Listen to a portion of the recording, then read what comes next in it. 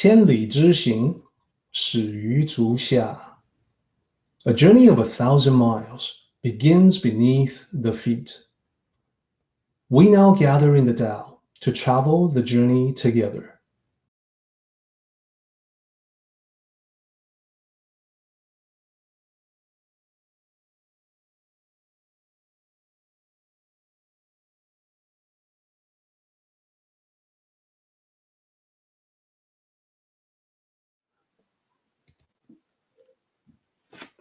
So once again, with chapter 19, it's a relatively short chapter.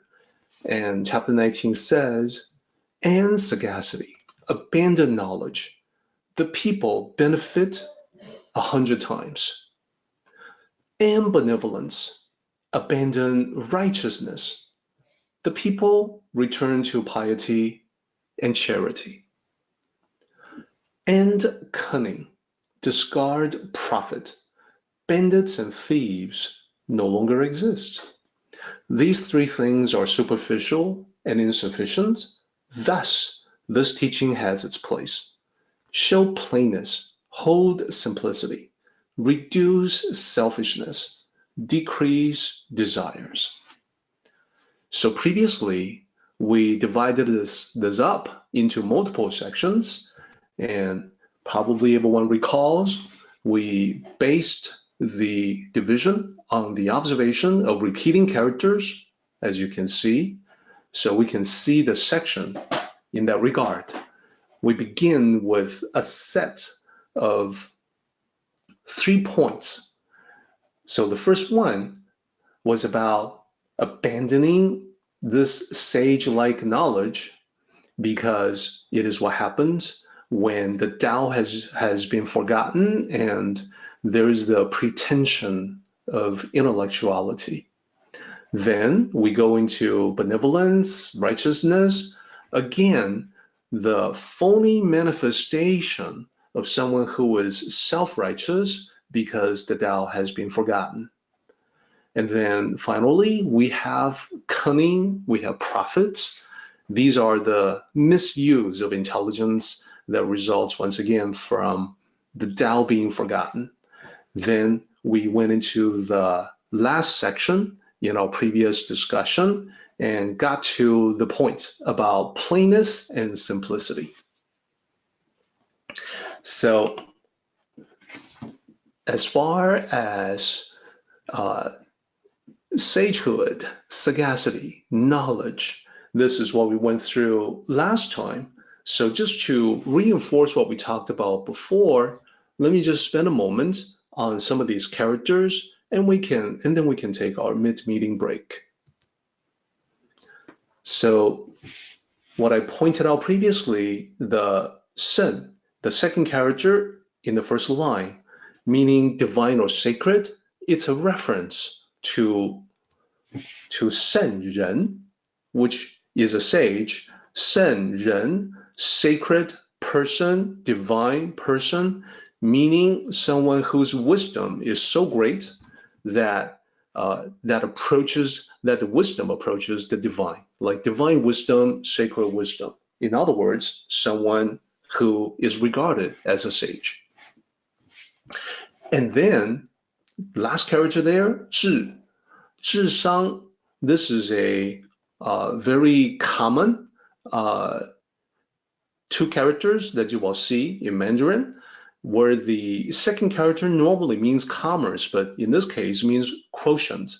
And the first character here, 智, means intelligence. So intelligence quotient, IQ, this is how IQ is written in Mandarin. So that's where these 2 characters come from, sen and 智. So the point to be made about all this is that right off the bat in chapter 19 of the Tao Te Ching, Lao Tzu is basically pointing out that what everyone seems to admire and treasure as far as intelligence and knowledge, really, in reality, intelligence and knowledge are not what they're cracked up to be. They can be misused misrepresented, distorted, without the doubt. So I see this as actually a rather unique point in the Tao, because looking at all the philosophies from around the world historically, in general, there's just sort of an unspoken, assumed appeal to intelligence. That is, the general assumption is that being intelligent is good. So Lao Tzu comes along and says, no, not necessarily true. Indeed, he was unique in recognizing the limitation of intelligence and knowledge. So today, we would say that, well, IQ is all very well, but the important thing is really EQ, or emotional quotient. There's even a Time magazine cover, What's Your EQ? This sort of underlines the importance of EQ in today's world. So what is the difference between IQ and EQ? And why is EQ more important?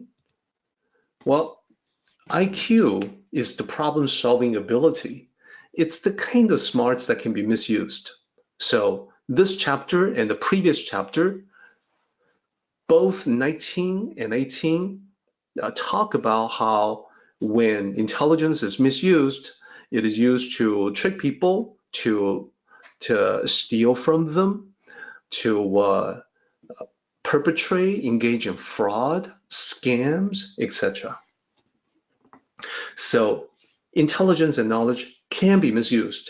EQ is not the problem-solving ability, but about self-mastery. What I mean by that is mastering your own emotional states, not be controlled by your emotions like anger, petty vengeance, but be able to recognize the emotions for what they are and exert your mastery over them. It's also about understanding other people's emotions, thus contributing to social harmony. So this is a important topic. I want to say a little more about them, IQ versus EQ, and how if we de-emphasize IQ, emphasize EQ, we're actually better off, or as Lao Tzu would say, we would benefit 100 times. So I'm going to park the presentation on this slide and call for a 5-minute mid-meeting break.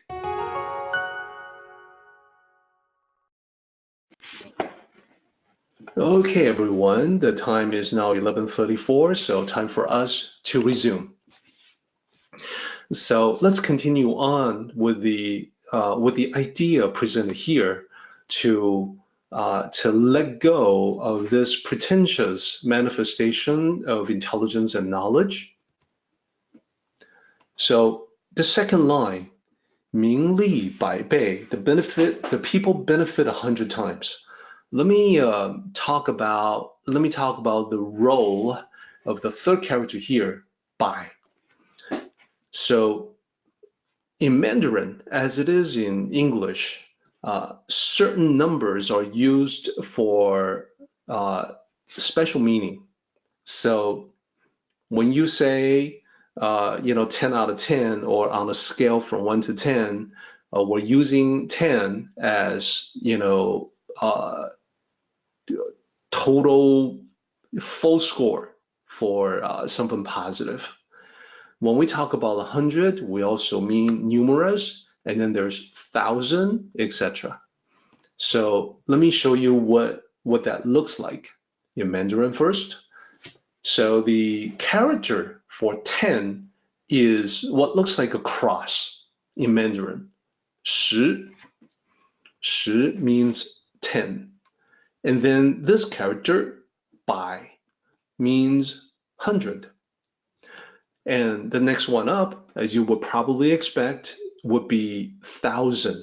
And that's 千. Looks like this, looks similar to 10, but with this slash, this slightly diagonal slash on top, 千. The romanization may throw you off. Qian, it actually sounds more like 千 in actual spoken Mandarin, but the Qian, while it's supposed to depict that particular sound, will be puzzling to people when they might say, Qian. No, it's not. It's 千. And then another one that's commonly used in Mandarin, but not in English, is 10,000, and that's 1. So you see it in 10,000 things, 1 wu. We don't say 10,000 as much in English. We pretty much jump to million, which in Mandarin is the combination of bai and 1. So if you think about it, 100 times 10,000 is a million. So bai 1 is how you say million in Mandarin. It's similar with 10,000, that's 100,000, and then 10,000, that's basically 10 million. So that's sort of like a mixture of math and language right there. But let's come back to the whole issue of intelligence and knowledge versus what I called EQ in the previous slide. So in our world, we're also seeing that intelligence and knowledge are not enough and not the most important. In my own life, I look around and I look at the business leaders in the business world, in the various industries. I see the leaders in the various spheres of life, in community, in politics, etc. And I see that the greatest leaders are not necessarily the most intelligent or the most knowledgeable. Rather, they are the ones who pay the most attention to what I call the Tao of humanity. They have more of that self-mastery to remain calm. They have more of that connection with the emotions of others. So if we're able to tap into that particular sphere of expertise, which is not intelligence or knowledge, but something that we can learn in the realm of EQ, we too can benefit 100 times. So that's what line 2 is saying. You would also benefit 100 times if you pay more attention to the Tao of humanity, which includes, but is not limited to, creativity, calmness, interaction, and collaboration with other people, and so on. So this is definitely something that I cultivate in myself. Occasionally, I see that I have attained a level of success when people tell me that, when I show up at a meeting, that I provide a calming presence. I like to hear that because I don't try to do anything special. I try to observe everything from a Tao perspective through the lens of the Tao. And somehow that automatically brings about more mastery of one's emotional states, more calmness in the face of a chaotic situation, more composure in handling a difficult situation. So having seen it work, I can definitely recommend it to everyone. It's the way to be. It's the way to go. So let's move on to the next thing. And here I want to dive in to a particular question that came up previously, an excellent question. The third character that you see here, xiao, is about filial piety. So last time I talked about how a better way, an easier way for people to relate to this is that shall simply means being a good son or daughter, or being good to one's parents, either way. It seems to make a lot more sense when I talk about that than filial piety. Now, a question came up about being a good son or daughter. And the question is, well, what if your parents weren't so great? Are you still supposed to be good to them? What if your family background is dysfunctional or even abusive?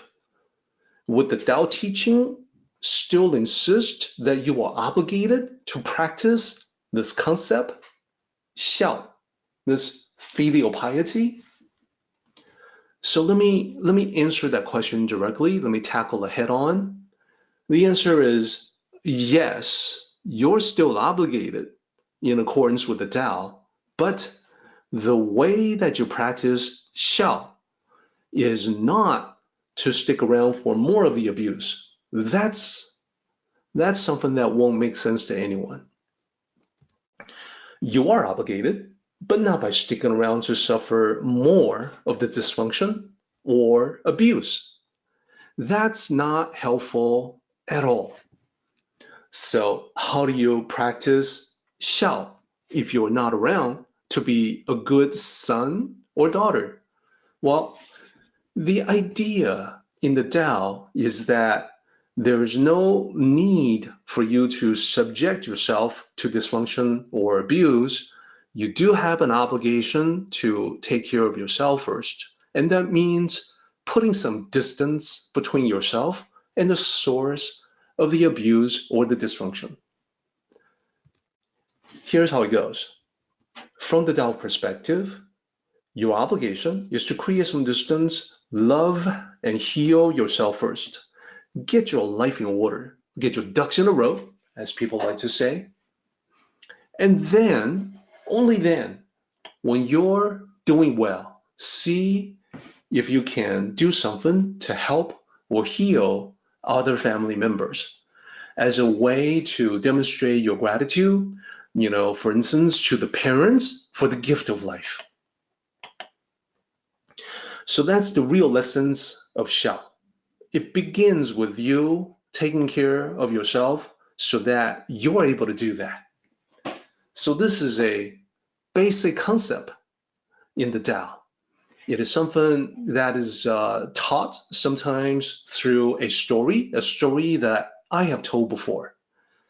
But I know that many people haven't heard the story, and I don't believe that it's ever been recorded with our current setup, which is excellent. So I would like to take a moment to tell you the story again. This particular story is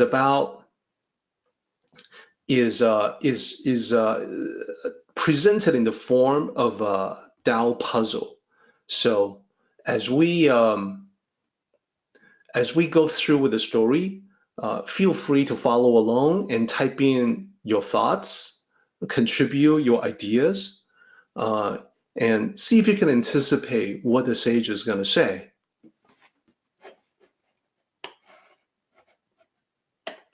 So let's go ahead and get into that. Here we go.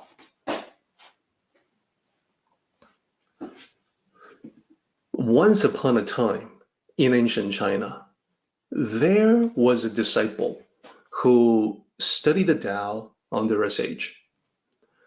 One day, the sage decided to test the disciple with a puzzle.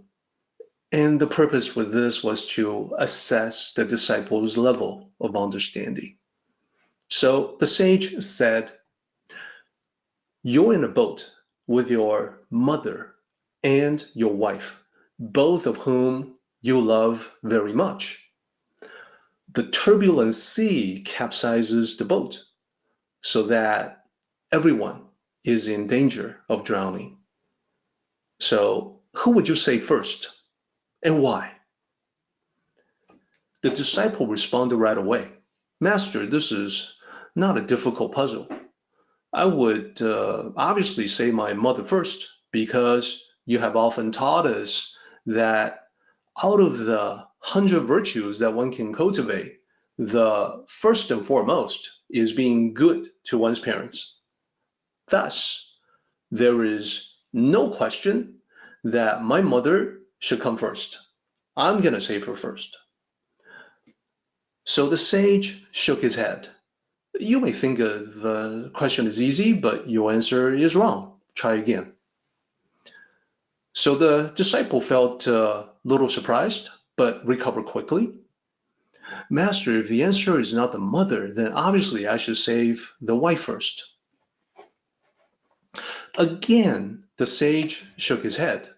That is not a complete answer. Remember, the question requires that you provide your reasoning for your answer based on the Tao. So why would you save your wife first? So the disciple had to think about this for a moment, and then he said, I should save my wife first because my mother represents my past, while my wife represents my future. So, Master, you have always taught us to look ahead, not dwell on the past, right? That is why I should save my wife first. The sage still shook his head. That is also incorrect. Try again. Now the disciple realized the puzzle was more difficult than he thought at first. So he considered further, and then he said, now I get it, Master. The correct answer is that I should save both of them at the same time. You have often taught us about the danger of what you call the false dichotomies. That is, there's usually an illusion that we need to pick one or the other. But the reality is that we can also consider both or neither. It is stated in your question, Master, that I love both of them very much. Therefore, it makes a whole lot of sense that I should say both of them at the same time. Why should I pick one over the other? So with this answer, the disciple was pretty sure he got it right. But the sage continued shaking his head. Incorrect. So the disciple is a little exasperated by this point and said, very well, Master, now we're down to the final answer, which logic dictates must be correct. If I should not save the wife or the mother, or both of them first, then the only remaining choice is neither. Why even ask which one to save first if I should save neither one of them? So the master reminded him, again, you have to back it up with the correct reasoning. An incomplete answer, in this case, counts as the wrong answer. So the disciple paces back and forth for a while, and then he said, Master, I think the reason for not saving either one is because they're both attachments in life. So I should just let both of them go, right? You have often said that ultimately everything in existence is emptiness. Therefore, I should recognize the natural process of death by drowning and refrain from interference with this natural process. The sage laughed. Incorrect. And now you are grasping at straws, much like scholars who pretend to know something about the Tao while spouting nonsense disguised as profound wisdom.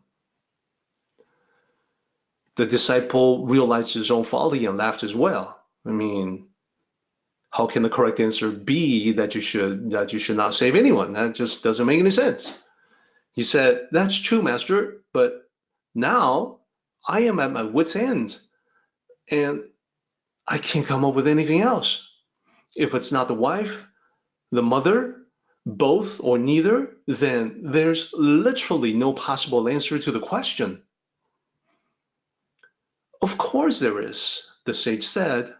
a proper puzzle of the Tao always has simple answer that makes perfect sense. In this case, the correct answer is yourself. You should save yourself first. The simple reason is that you must always secure your own position before attempting to do anything for other people. If you try to help others before you're ready to do so, you risk having them drag you down with them, and you end up benefiting no one. Now, that is the Tao. The end. So, looking at your responses, I see that many of you are already in tune with this Tao, which is excellent. And it's I do see that sometimes people do become misled by the telling of the story to go one way or the other way, and not realize at the very end that it all comes back to the other choice in the story. The illusion at the beginning of the story was that it has to be the mother or the wife, when the true answer is that the mother, the wife, or yourself. Which one first? Then that makes it very clear. So Maria, you are definitely correct. Being attached to neither is the most incorrect choice. So with this story, I want to highlight that there are different levels of understanding in the Tao. So all the answers the disciple has provided can be found somewhere in the Tao teachings. However, proper understanding of the Tao requires that you know how these different levels overlap and override one another in the correct sequence. It's just as an example, we all know that one should not steal belongings of another. But I bet it is not difficult for you to imagine a situation when the physical survival of yourself or your family is at stake, that death by starvation is a possibility, like in times of chaos or warfare. And in that scenario, you have no choice but to steal food. Or when one's life is at stake, perhaps you have no choice but to steal medicine. Likewise, this particular chapter of the Tao Te Ching reminds you to think about the people instead of yourself. That is, don't be self-centric in your thinking. Look to other people first. Now that is a great teaching.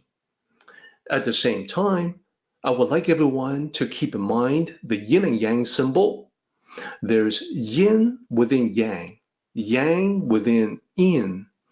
That means, while we should all be selfless, certainly, we should also be mindful that if we don't take care of ourselves first, we'll be in no position to take care of other people.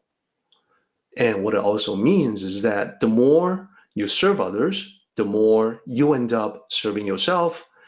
Elsewhere in the Tao Te Ching, it says that people will come to know you and respect you for your service, and therefore they push you to the front in a leadership position, even though your intention 100% is to support them from the back.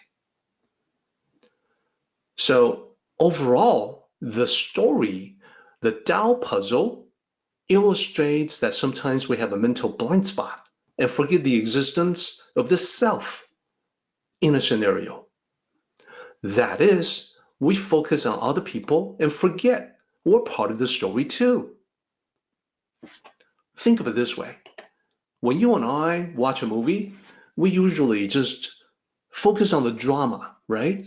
The on-screen actors playing out the plot line. all along, we forget the reality that there's at least one more person who was aiming the video camera at them, the cameraman, or nowadays, the camera operator. Indeed, in the typical production, television shows, movies, videos, you can imagine that if you zoom back even further to look at the entire set, you see not just the actors, the cameraman, but also the director, the people who are in charge of lighting and sound, the stagehands, the various people who are supporting the production taking place. So it isn't just what we see on screen, there's a whole bunch of other people supporting the actors. So we forget, but let's just focus on the camera person, the camera operator, that we forget. That can happen in real life too. What I mean is, we look at other people, we scrutinize them, we pass judgment on them, and forget we're in the thick of it too. The correct way, the proper way to do guan or observation in the Tao is to mentally zoom out and see ourselves as part of the movie, see ourselves interacting with everyone else.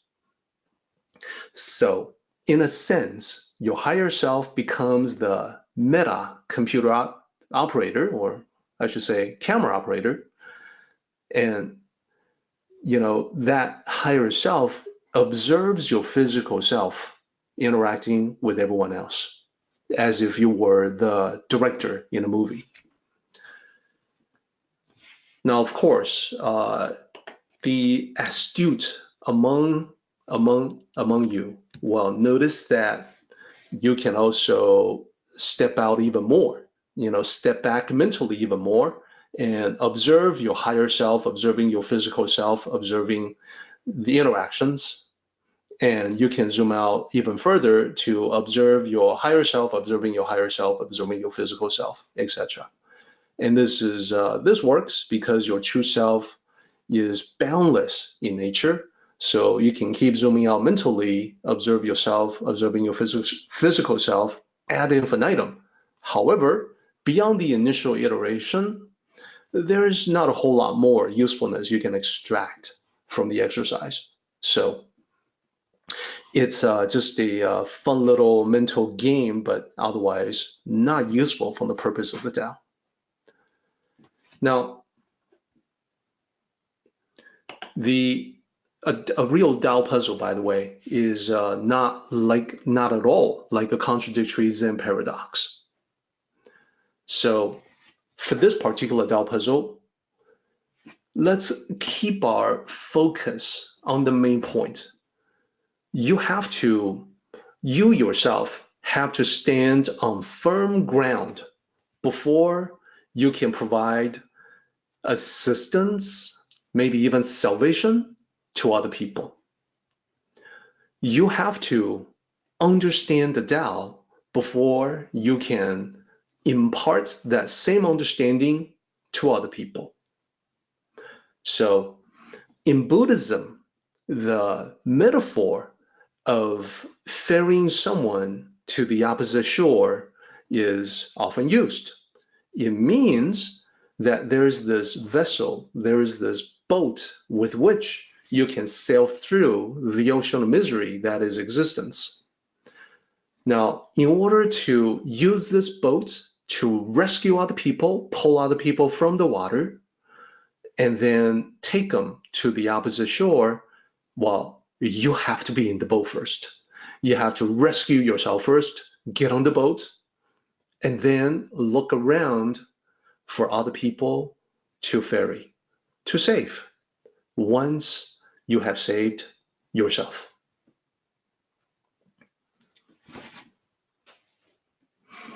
So you will likely, as you explore Eastern thought, encounter even more teachings that are framed as a Zen parable, as a Zen paradox. Just remember that when you come back to the Tao puzzle, it's got to be something that makes sense. So now, let's move on and return back to the Tao Te Ching.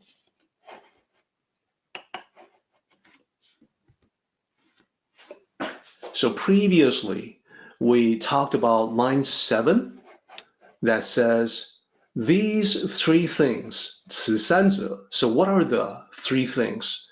Previously, we pointed out that it was the contrived appearance of wisdom and knowledge, the forced display of benevolence and righteousness, and the undeserved profits acquired by hook or by crook. So these are insufficient. So now I also want to bring in a slightly different angle. These three things, the superficiality, the pretension of not being knowledgeable, being moral, being ethical, so these all start out as seemingly positive things. For instance, it's a positive thing to have wisdom, to have knowledge, to have intelligence. It's a positive thing to be humane, compassionate, kind, just, fair, and so on. But in this chapter, just like the previous chapter, 18, Lao Tzu is showing all of us his thought process on seeing all aspects of life as double-edged swords. So what do I mean by that? Well, intelligence. Let's start with intelligence as an example. Intelligence can be used to benefit mankind, but it also has the potential to harm mankind via trickery, via fraud, and criminal activities. So in that sense, this can be seen as a double-edged sword, that it can cut through the problems in life, but because it's double-edged, it can also cut you inadvertently. It can hurt you inadvertently. So the same thing, you can extend this idea to the other things that are being talked about here. So for instance, we talk about being moral, being ethical. These can be positive things. Morality can be used to guide proper conduct for people. At the same time, it's got the other edge. It has the potential to be used as a shackle, as a way to inflict a guilt trip upon people at minimum, or in the practice that we have seen from history, morality and ethics can be used as a way to control people, control the masses, in which case it would actually do more harm than good. And we have also seen that hypocrites will preach morality on the one hand, use that to control others, while themselves, they see themselves as being above the constraints of morality and ethics. We've seen that any number of times. So what about other examples from modern life as double-edged swords? So think about cars. Automobile technology, the industry, well, it's got great benefits for all of us. It's got the ability to increase the range that we can travel. It gives us freedom of movement, freedom to travel. That's one edge, the edge that cuts through the problems that we have. The problem being, I'm not able to get to a particular place on time. The other edge, the harmful edge, is that automobiles also bring about pollution, and we definitely see the pile-ups, the horrific accidents. People are hurt, people are injured, and die as a result of this. So definitely a double-edged sword. We have to see that. So pretty much the Tao perspective embodies this idea of clarity. You want to be able to see everything, as having positive as well as negative effects. So to take a look at another one, think about the internet. What a tremendous resource for all of us, but also has the effect of dividing people and isolating people. What I mean by that is when you think about how everyone at a particular dinner table has their heads lowered, on their cell phones, watching something, communicating with others, being totally oblivious to their companions sitting at the same table with them. They're connecting with someone from a distance while isolating the people that they're physically with. So that's one example. Now, even though the internet is a tremendous resource for all of us, it's definitely not a slam dunk that everyone will benefit from that. It's easy and quick to look information up, but that doesn't mean that the information you find will always be correct, or it doesn't mean that everyone will always take advantage of the technology.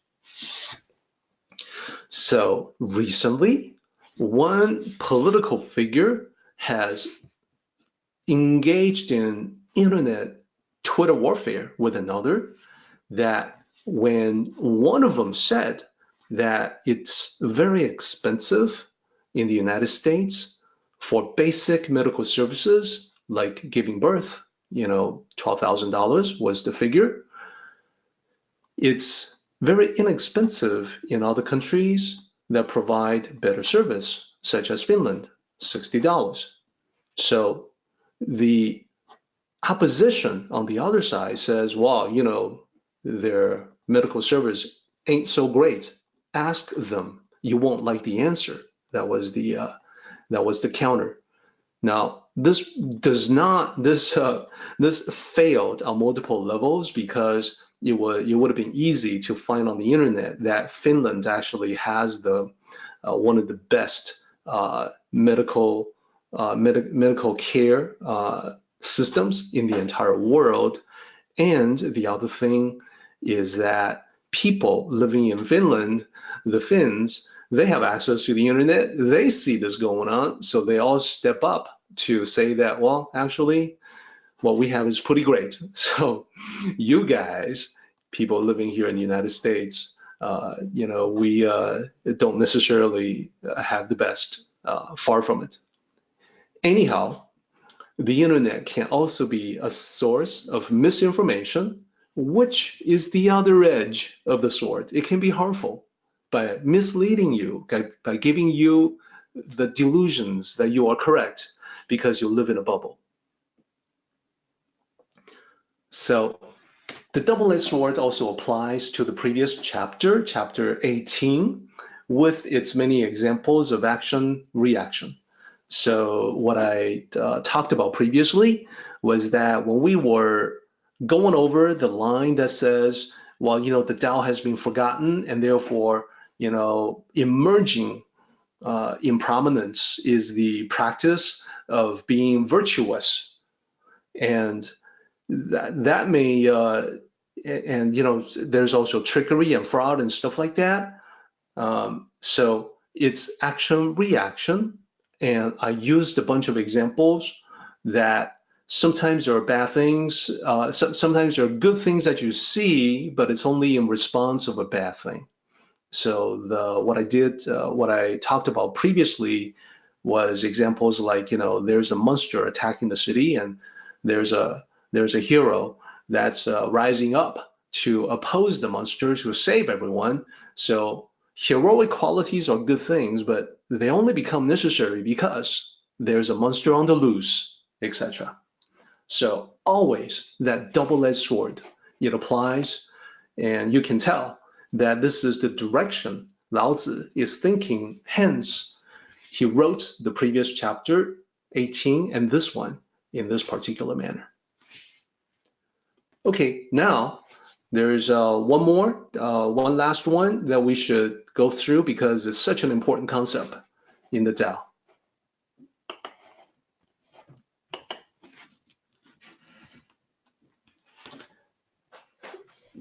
So I want to talk about this real quick. This character, the first character here is 见, meaning to see something. And the second character is 素, which means plainness. So in this particular context, though, it's not to see plainness. It's quite clear what it means is to have the plainness be seen, to show plainness, to display plainness.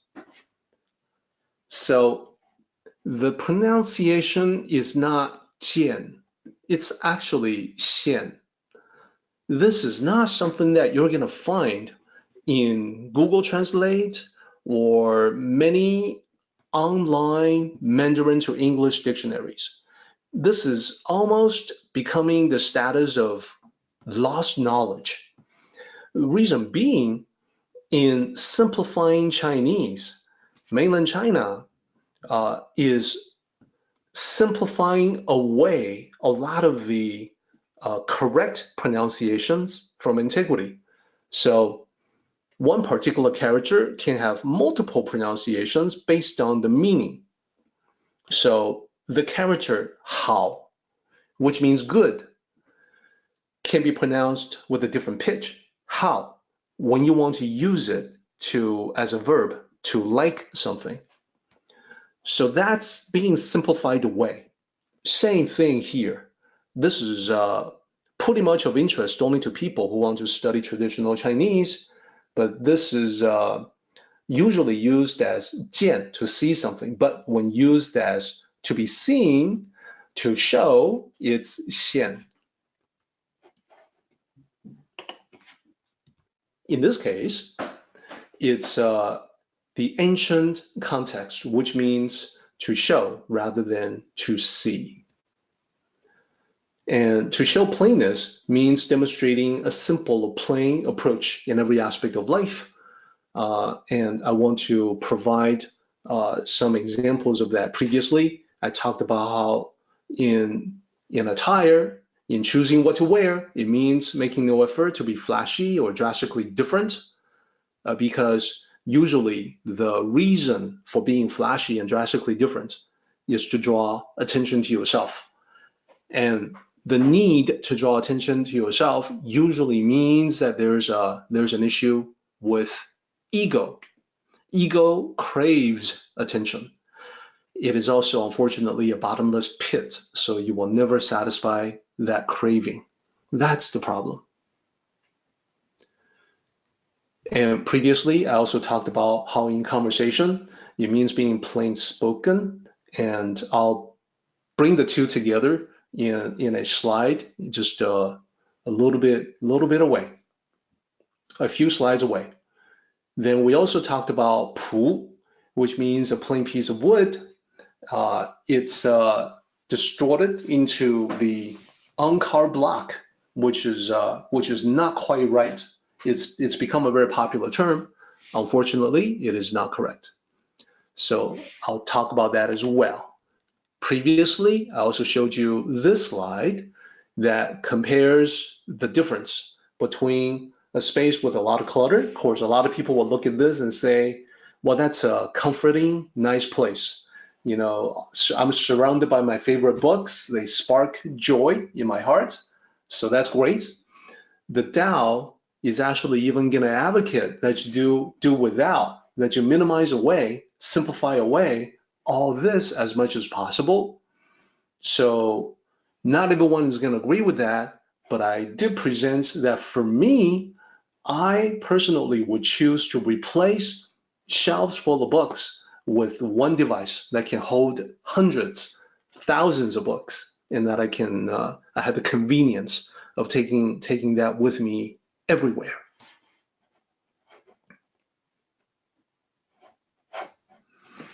All right, so let's sum up the whole idea of simplicity and plainness.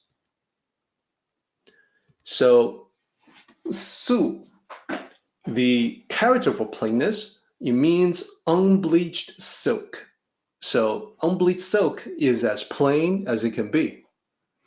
you have to then add some kind of color to it to create the colorful silk dresses that end up being the result of that work. So unbleached, very plain.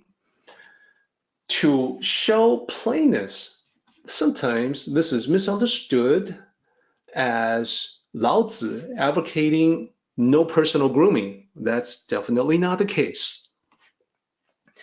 In the Tao practitioners, Tao cultivators have due care. They exercise due care over their appearance. They definitely want the appropriate amount of personal grooming without overdoing it. And therefore, the path of moderation really means keeping yourself healthy and presentable. Presentable because it's important in the Tao that we interact with other people, because you can learn from them. You can learn from people who are your teachers, and you can also learn from people who are your counterexamples. So in social interactions, you definitely do want to be presentable, again, without overdoing it. And then pu, meaning plain wood, meaning simplicity. So as I said a few slides back, Uncarved Block is a distortion from the original. Pu is something that you can find in nature.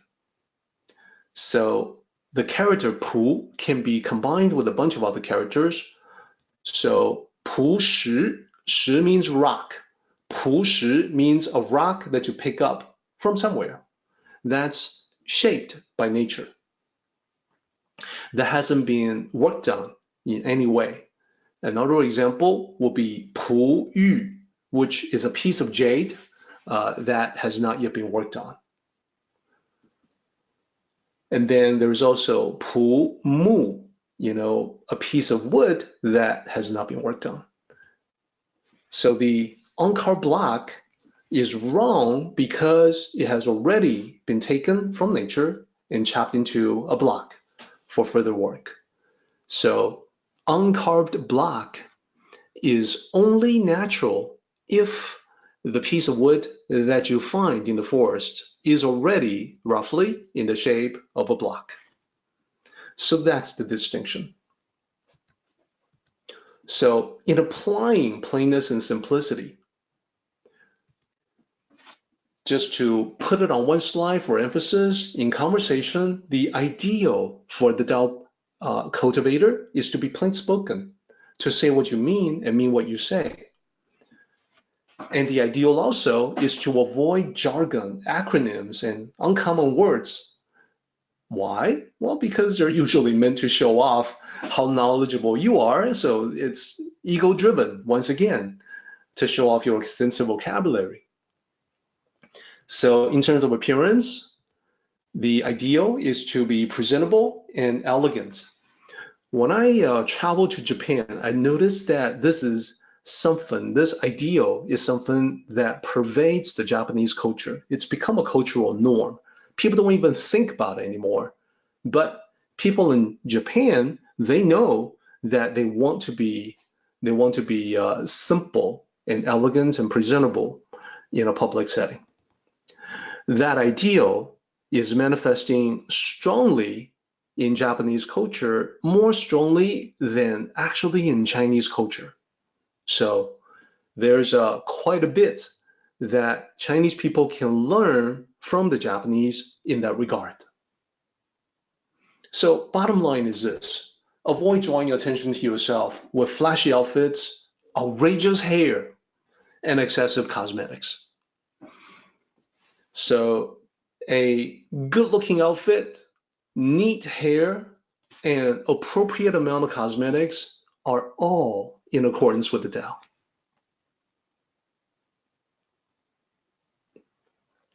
Lastly, this is the very last line of the Tao Te Ching. Lao Tzu suggests turning the focus of your thinking from yourself to other people. And it's not about with them, which is what's in it for me. It's about other people. So previously, I talked about how I myself have had a change of heart, that in my younger days, I was just really thinking about myself. But in the course of life, I have discovered that it's so much better for me in every way if I think about other people and being of service instead. So on that note, let me go over the last slide with you. We know the material world is full of distractions and temptations. As we go through life, we're constantly distracted and tempted. But the truth is, if you get to experience life enough, you find out that what we actually need is only a small, tiny fraction of what we come across. So I think it's not going to take anyone by surprise when I say that we've all seen what happens when someone is afflicted with bottomless desires. Boy, that person is miserable. So the opposite of that is a life with desires reduced to a healthy level, actively managed with principles of the Tao. That can be a life of happiness. Okay, so wow, good discussion today. Definitely not getting to the paraphrase like I thought we would. We'll do that next time. But in the meantime, let me just emphasize the reduction of selfishness and desires. So bottom line, conclusion, working for the common welfare gives us the greatest sense of fulfillment, the greatest satisfaction, really. So just a reminder for everyone, the idea is to reduce rather than to eliminate. I see the concept of eliminate more when I study Buddhism, but in the Tao, it's about varying proportions. So reduce to the right level is the idea. So you want to balance taking care of yourself with taking care of other people. There's a right point of equilibrium that you can get to where you benefit and other people benefit from you. Now let's talk about desires. Bottom line here is that we want greater clarity on want versus need. There's a lot of things we want, but there's only a few things we actually need, the bare necessities. Clarity on that will help you get a handle on excessive greed, will help you handle excessive greed, manage it so that you can bring yourself back to the Tao level, to the healthy level. And when you get to that point, you will see that it's a healthy equilibrium that brings about contentment as well as motivation.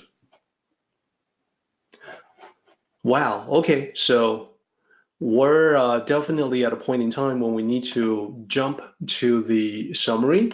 Let me do that.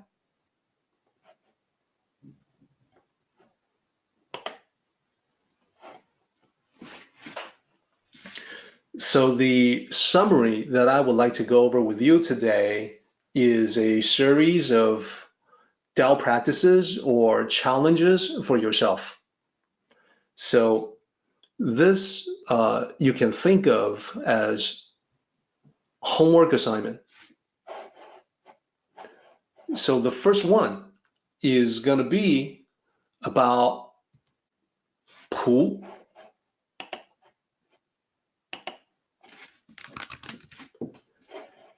So pu is, hopefully you remember, this is simplicity. It's about simplifying your life, simplifying your thoughts. Emotional baggage can be simplified away. Physical belongings can be given away, discarded, donated, etc.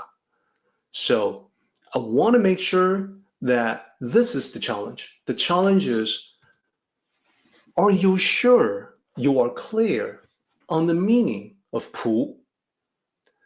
And furthermore, I would challenge you to explain Uncarved Block. Why is it a distortion?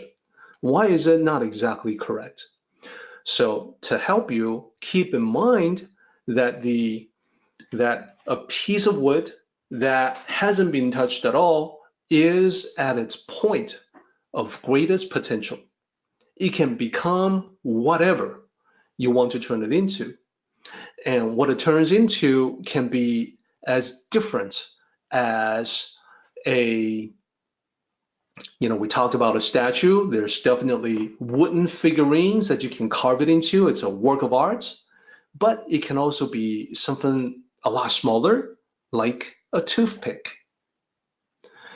It can be something in between, like a wooden bowl. Now, what it becomes depends on the process of you working with that piece of wood, but prior to you working on it, that's the point of the highest potentiality. So every human being is like plain wood. You start out with the highest potentiality. As time goes on, you become ever more specific in your role in life. Luckily, with human beings and the true self, it isn't completely like a piece of wood.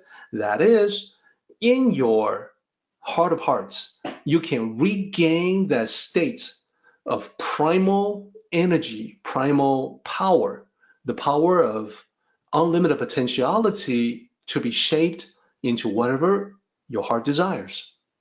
So the idea is to embrace simplicity so you can get yourself back to that point of power. Hence, my challenge to you to be clear on the meaning of 朴 and be able to explain the distortion in Uncarved Block. Next, along with Uncarved Block, 朴, there's the su. This is the unbleached silk. So this is about not showing off, not trying to draw attention to yourself. My challenge to you will then be to observe yourself.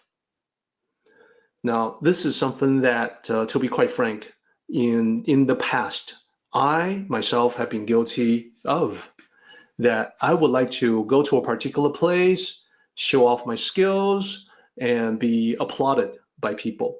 This used to happen with some frequency. So I am embarrassed to admit that's the person I used to be. So that's an ego manifestation I did not detect at the time. I had a need to draw attention. So I want to challenge everyone to also look at yourself, look at what you do, and see if you have that same driving mechanism. Lastly, the third one, 欲, means desire. This is about also being very blunt and open with yourself about the things you want instead of need. There are relatively few things that you actually need. There are many things you may possibly want. So clarity on the two, the difference between the two, is crucial in the Tao practice. The challenge for that, the further challenge for that, is to identify the one thing that you can let go of today. I mean that. I mean, at some point today, think about the one thing, only one thing that you can let go of. If you like, feel free to share with me what that is. But there you go. There you have it, the homework assignment. Our meeting has come to an end, but the journey continues on. Let us travel safely. Until next time, may the Tao fill you with peace and happiness.